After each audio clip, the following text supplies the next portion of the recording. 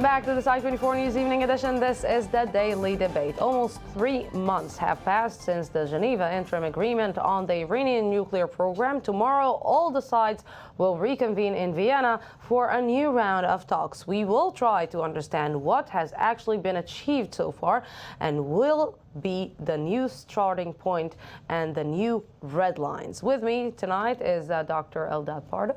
Good evening. Good evening. An Iran expert at the Hebrew University and head of the research of Impact SE. And former Ambassador Yoram Ettinger, an expert on U.S. and Middle East affairs. Good evening. Thank you very much for coming again. So what should we expect for this new round of talks? Well, it's now they'll have the to real cut deal. the real deal, to cut to the chase, but it's going to be extremely tough. I mean, whatever comes out of Iran is a lot of argumentation that chances are slim, that the Americans are crooks, and a lot of threats.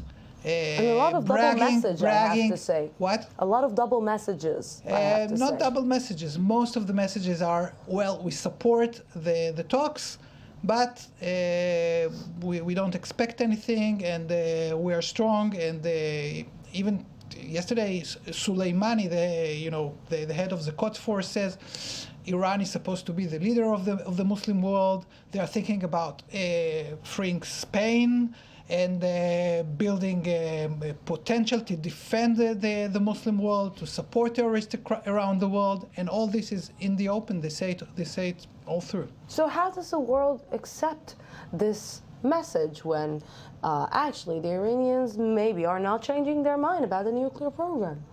Well, I think one needs to understand the underlying Obama's strategy, which is engagement at any price rather than confrontation. And more importantly, Obama has a timetable. November 2014 midterm election. He has to produce some achievements. And even more important, there is the term limit for Obama, which is November 2016. He wants to leave behind him a legacy, and therefore he's pressing for a quick resolution of a very complicated process, complicated issue, which plays therefore into the hands of the Iranians. I don't want to be cynical, but what legacy are we talking about? A Nobel Prize, Peace Prize that he won? Well, even without a Nobel, every president wants to leave behind him a legacy. And American presidents have tried again and again and again to resolve many issues in the Middle East, and time after time they have failed, as is the case with Obama. But the main issue is that such a timetable is leveraged by the Iranians. And here we have a very tragic case of the U.S. engaging with Iran, which is engaged with the anti-U.S. terrorists in Afghanistan, which is engaged with anti-U.S. North Korea, developing missiles which could reach even the U.S. mainland, which is engaged with Venezuela, a major thorn in the back of the U.S., and Iran, which is a major sponsor of terrorist cells in the U.S., and it's the U.S. which pretends that such a party is a peaceful party, a party for engagement. Mr. Dr. Pardo, I'm trying to understand here. Are we naive? Are the world is naive? Is the world naive? Are the Iranians looking at the world and they're saying they're naive? Who's naive? I don't think anyone is naive. It's a game. And it all depends how things will unfold in the coming month, and it may end also in a war between the United States and Iran. I'm not precluding that because expectations are high. Really, after the whole warm welcoming? Yeah, that he because got? There might be a point when the U.S. will have to make a decision either to allow Iran to become a threshold nuclear power, or just to accept it. And I don't know that the Americans have reached a decision, and it's not clear whether the Iranians are really reading well the American potential and it is really also not clear to what extent the team, the Iranian team, Rouhani, Zarif, and all these guys, to what extent are they independent at all? Are they representing anyone? We know Khamenei, for example, he played with Ahmadinejad for 8 years. Now he plays another game, and maybe he can, just change the terms of the game. Dr. Pardo, what game is he playing? Because it seems that Rouhani is saying something and Khamenei is saying the complete opposite. Yeah, and there were periods when we've seen the same thing with Ahmadinejad Khamenei. So the game of Khamenei is that he looks at what's convenient for him, and he used Ahmadinejad to create some distance between himself and the West, kind of isolation, and achieved breakthrough in the amount of enrichment and so on. Now they want to legalize that, take off the sanctions in a way that will be very difficult to reassemble all these sanctions, and then move slowly ahead while they have enough cash to foment all this trouble across the Middle East. What we heard right now, Dr. Pardo is saying that maybe there will be a situation that the United States will have to enter to a war with Iran. Can the United States afford itself to enter to a war with Iran, or does it want to? Because it seems that Obama is choosing the whole time the peaceful way, the negotiation way, not to actually go into another war. The U.S. can easily afford not a war, but a surgical, disproportional military preemption with no boots on the ground, which would cause the demise of the very critical elements of the Iranian nuclear infrastructure. The problem is that apparently, I'm not sure, but apparently Obama and certainly John Kerry delude themselves that they can contain a nuclear Iran, and they delude themselves that just like with the USSR and just like North Korea, so it will be with Iran, a type of mutual assured destruction relationship. They do not, in my mind, comprehend the difference between the Ayatollahs of Tehran and the regimes in North Korea or in Moscow, and that could lead to the transformation of Iran from the currently status of a controllable tactical threat to the status of uncontrollable strategic, nuclear, and apocalyptic threat. So if we're looking, let's try to look at it from the Israeli point of view. We just heard Benjamin Netanyahu talking in a conference of the Jewish presidents in Jerusalem, again talking about Iran, again warning the world about Iran, trying to maybe pass the message on according to the meeting tomorrow. Maybe eventually we can say that Benjamin Netanyahu was right, and Benjamin Netanyahu is right on his, let's say, obsessive fear from the Iranians. Well, he's right, but for one thing. It is wrong for an Israeli prime minister to impress the world that this is an Israeli issue primarily. Israel has never been the primary target for Iran.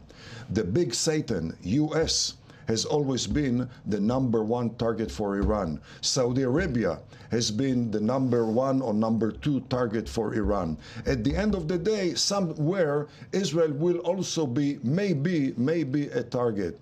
And as long as the US and the Europeans get the message from Israel that Israel seeks their help in order to alleviate a threat from Israel, we will see less or more reluctance on the part of the West to act against Iran. And at the end of the day, Israel must reserve the option to preempt Iran, because just like the US and Saudi Arabia and Kuwait and Abu Dhabi and Bahrain, Israel cannot afford a nuclear Iran.